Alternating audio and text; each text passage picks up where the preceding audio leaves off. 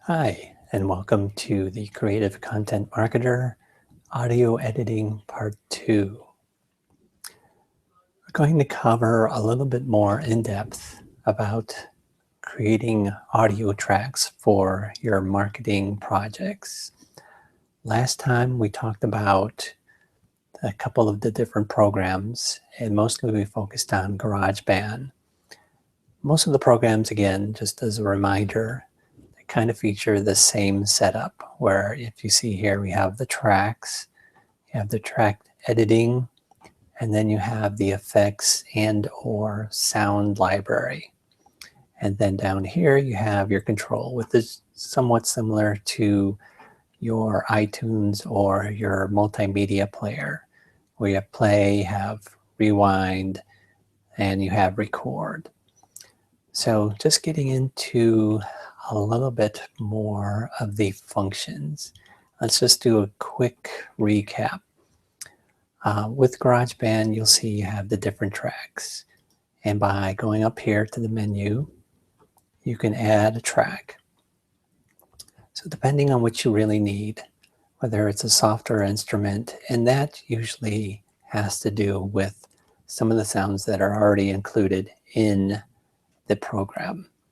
With the real instrument, this is tracks that maybe you recorded separately and you want to import into your audio editing program. And then lastly, if you have any live instruments, most of the time guitar, where you can plug them into your computer and actually record onto a track. So with this session, we're going to concentrate on using the sound library. So let me create a track. As you can see, they create the track for you. Now, if you remember the last time, what I did is I imported a track, a voiceover that one of our employees here at BannerView did for me. And I showed you how the track is set up. And if you select the track, you can see down here, you can control the cursor no matter where you go. That what I was doing is I was taking out all the empty space that we really didn't need. And that allowed me to make edits and use different parts of the program. And just to kind of go over it again, if I select over here, and I go up to here and use the split function, Control T, you see that that splits that from the rest of the track. And as you can see here, that there's nothing going on in this space. So I just want to get rid of it. So again, I do the same thing, hit split, select the empty space, click delete, and it's gone. So again, that just gives me more room to move the vocal output a little closer to what I need. And again, you can do the same thing down here. It's a little bit more visual.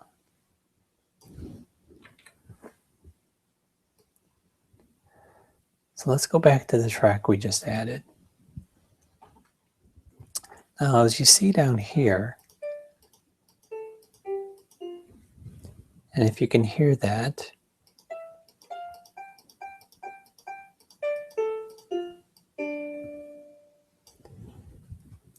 you have a virtual piano.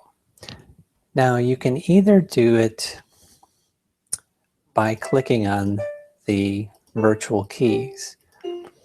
This is something that you can't visually see from the webinar, but what you can do, and we talked a little bit about this, where you can plug in a guitar and actually play and record on a track. What all these programs have is a feature called MIDI. And what MIDI allows you to do is to plug in a MIDI activated instrument into your computer and actually play the virtual keyboard with an actual real keyboard. Obviously, you have to have somewhat of a musical skill set if you're going to play piano in it. But again, you can play the pianos, and as you see over here, you can actually choose different sounds.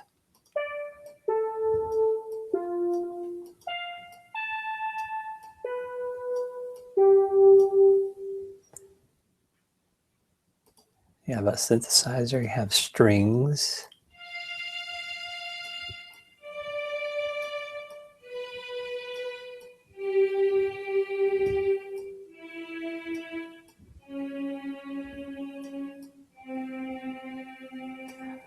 So just by doing that, you're able to play sounds and actually create an original soundtrack for your project. And you have drum kits.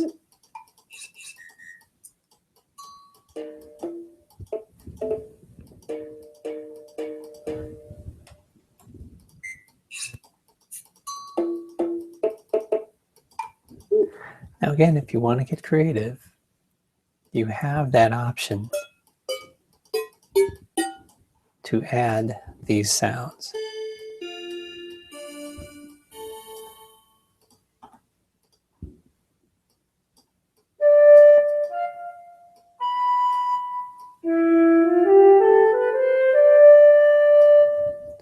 So really you have a lot of options with these programs. And since GarageBand actually comes with all the latest operating systems from Apple free of charge, you have that option. And it is a pretty good option for doing basic soundtracks for all your projects. Now that's one way of adding content.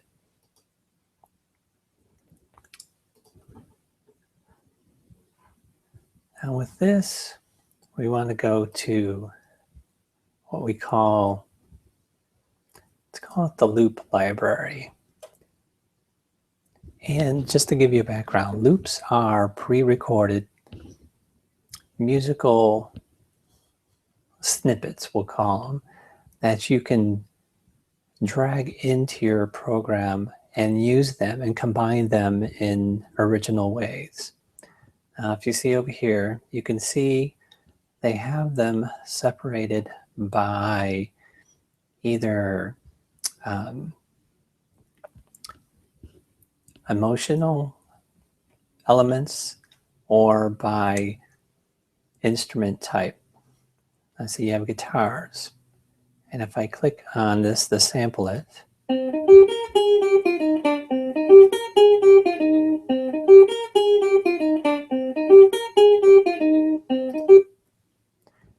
and you can see that because we call it a loop, the reason it's called a loop is that the snippet or the little audio file plays over and over. So if I take this one and drag it over,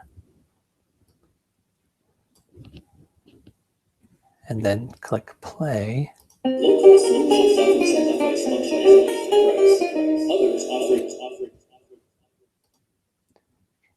just mute the rest of the tracks.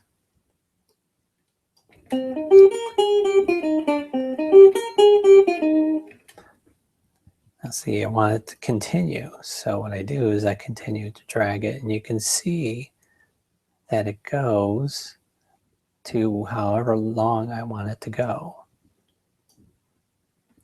And that's what it's doing. It's looping over and over.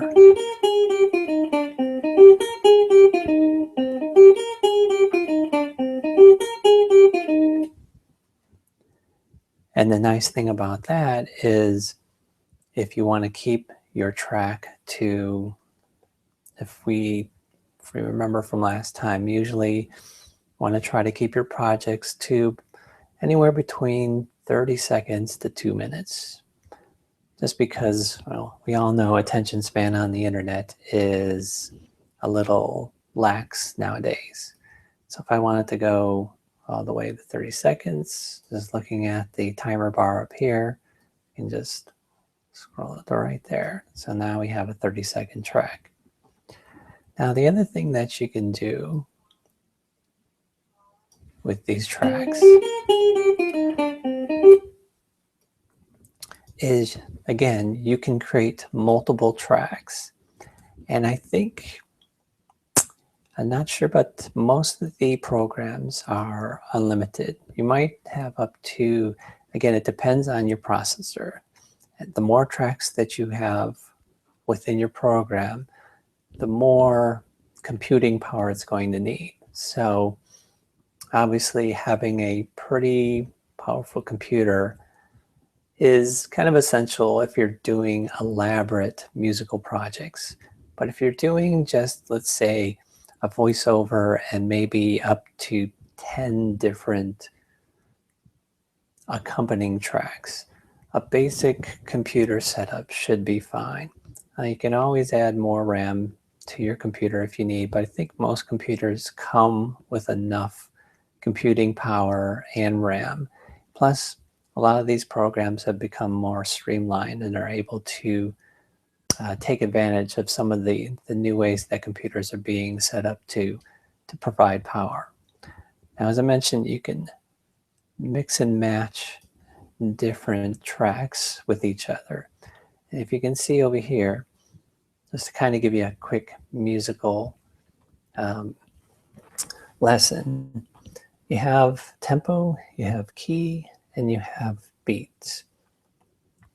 Starting with tempo, tempo means how fast the track was originally recorded at. So if I was to take the tempo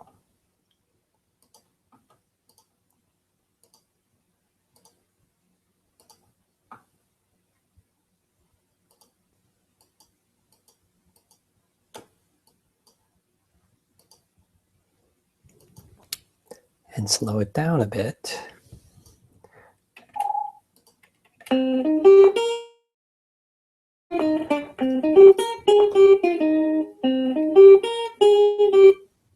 see, it's a little bit slower. Now, if I get too slow, you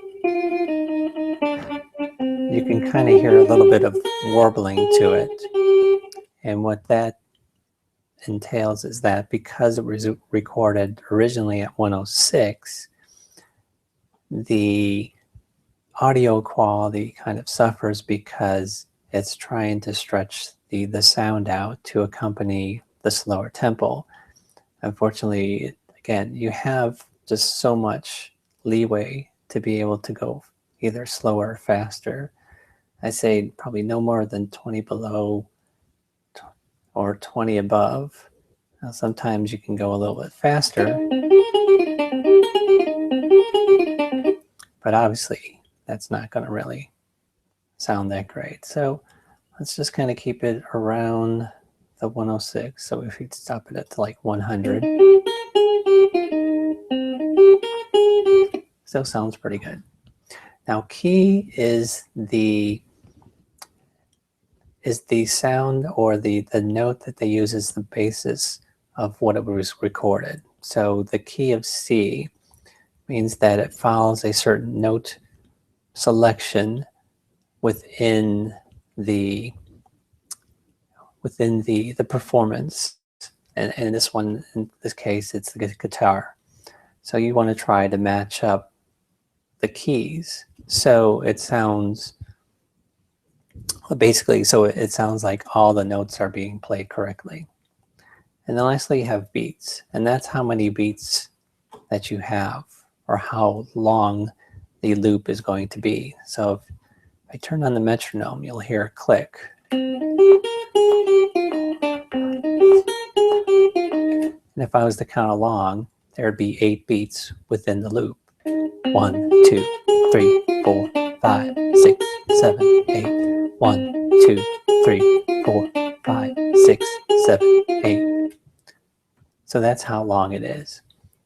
And usually everything within it is usually made up, the loops are made up of lengths usually divided by 4. So you have 2s, you have 4s, you have 8s, you have 16, you have 32. So most of them will line up in terms of the beats.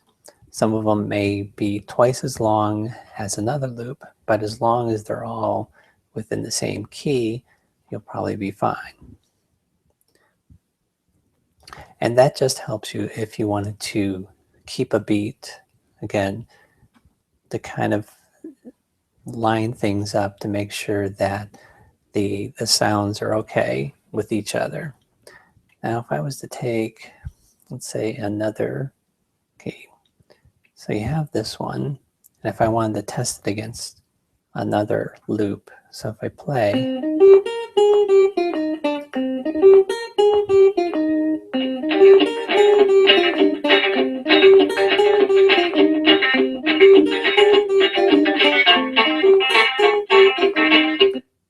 okay, not really what I was looking for.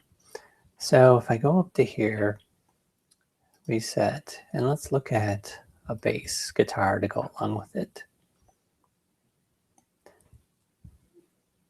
So if we take a look at this one.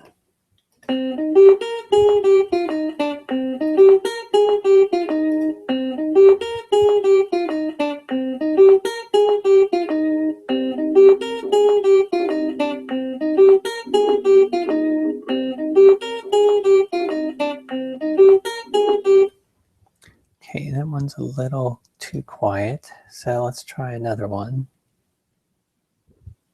All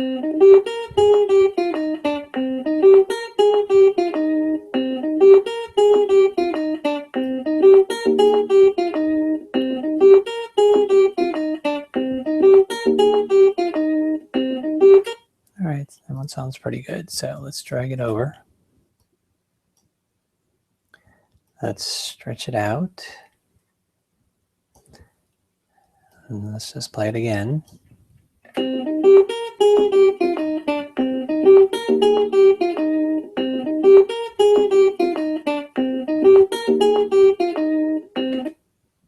All right, so we have the bass. And we're kind of going with a bass, drums, and guitar. So let's take a look at some of the drum beats that could go along with it. All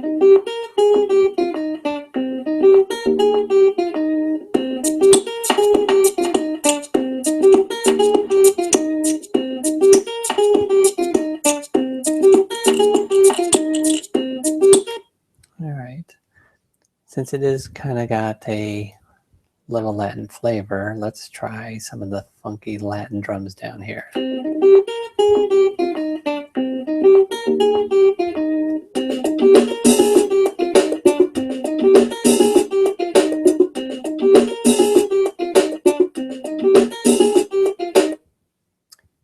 Kind of like that. So now we have our drums.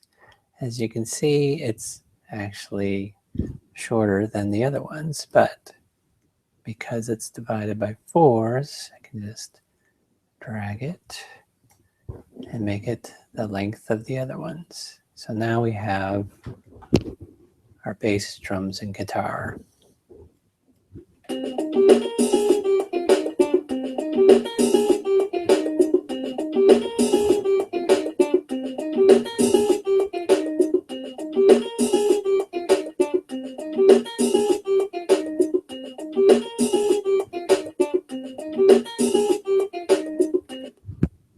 Okay. Now if we wanted to, we can take a look at pianos, maybe add it. And see, the other thing is, with the loops, you'll notice that I didn't have to go up and actually create a new track. If I wanted to, if I liked one of the sounds already, all I had to do was just drag the sound over to this space right here, and it automatically created the track for me. Again, you kind of find these little shortcuts that help you through your project and actually help cut down on the time needed to produce a project. As you can see, there's a lot of sounds that are already built into the program. And like I said, you can actually go, and if you have any sounds that are outside of the program, you can drag those in. Now, there is one issue that you want to be aware of if you're doing that. Because all the sounds are kind of made for GarageBand or developed and recorded for GarageBand, all of them are pretty similar to each other and can work with each other by mixing and matching. And they are programmed to adhere to the functions in terms of changing the sounds and changing the keys and changing the time signatures.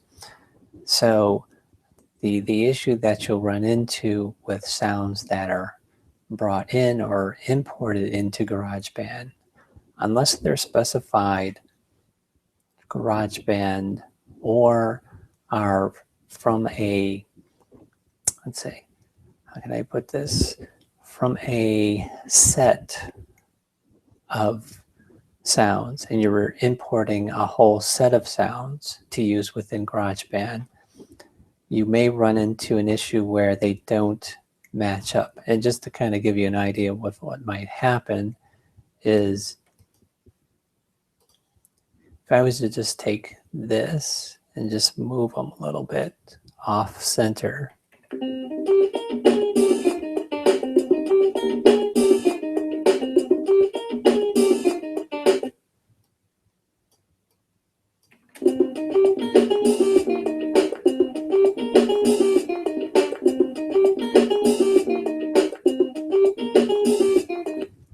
you can kind of hear that all three tracks are a little bit off from each other. So that's an issue that you may run into, is that any external audio files that you bring into the program may not sync up with the rest of your program unless you're importing a whole set that have been recorded to be used with each other. That's just one issue to be aware of. Now, if you're doing something, like I said, with the voiceover, again, just to show this, if you're doing voiceovers, again, there's no specific rhythm to follow, but and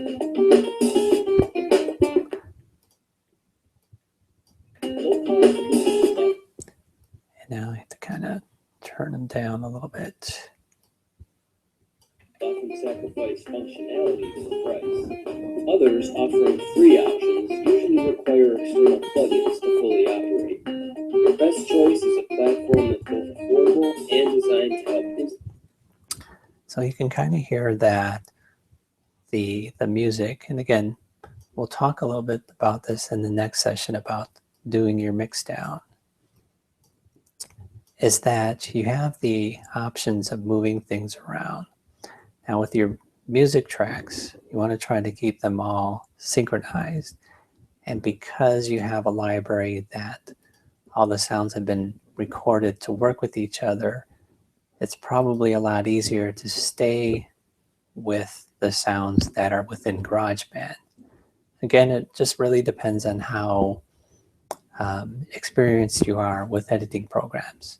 And since this is mostly focused on people that are kind of beginning to do this, I think it's probably best to stay with the sounds that are within the program. Now, because we have different sounds to work with, you have the ability to actually take some of the sounds and do your own edits. And by edits, I mean you have the ability to actually add effects. And I think I showed you a little bit of this with the voiceover, where you can add reverbs and different effects to make it sound a little bit different. And one of the benefits of those effects is it allows you to mix down the track or the project to one track to be used within, say, your video program or your podcast or whatever you're going to use it for. Now we'll get a little bit more into that, but if I was to solo the guitar track, you can see that they have the effects categorized based on what you may need it for. Now that's not saying that you can't use any of these on these tracks, but again, because GarageBand is more of a consumer-based program, they try to make it as easy as possible for you to develop your project with as much or without as much frustration as possible. So just turn the metronome off. Okay, you can hear that. Now if I put a reverb on it,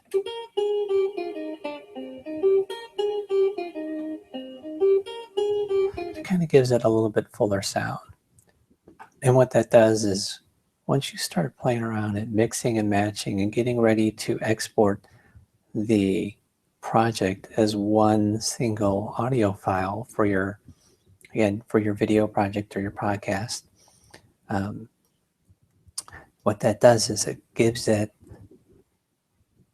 your project that professional sound.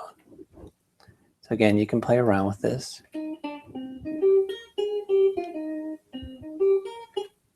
Swirl, here it goes.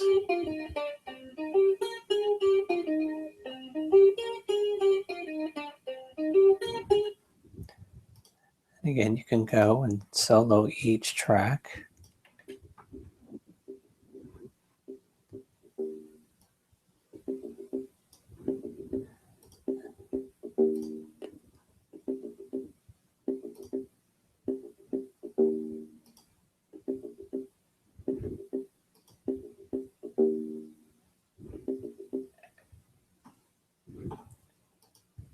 And drum kit.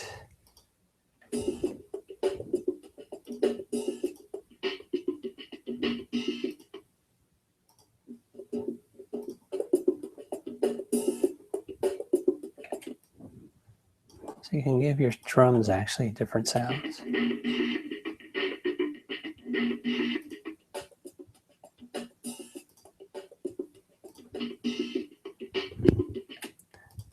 And let's go back.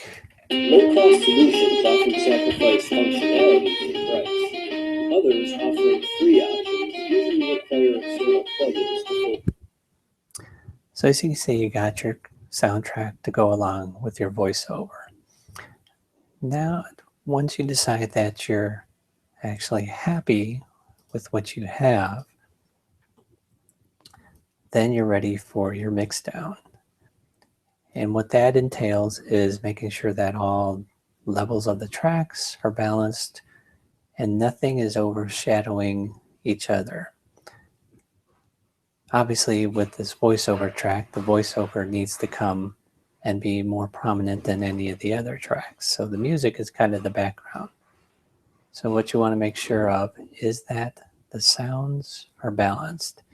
And as we know, as we hear music tracks on the radio or online, those are done by obviously professional that have experience in developing these tracks. But again, since these tracks have already been pre-recorded, you don't have to worry about the quality of the individual tracks.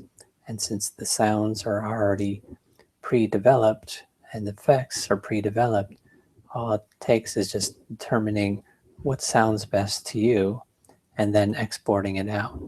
So that's what we'll talk about in the next program, is doing the mix down and exporting it out for your next project. We'll talk to you later.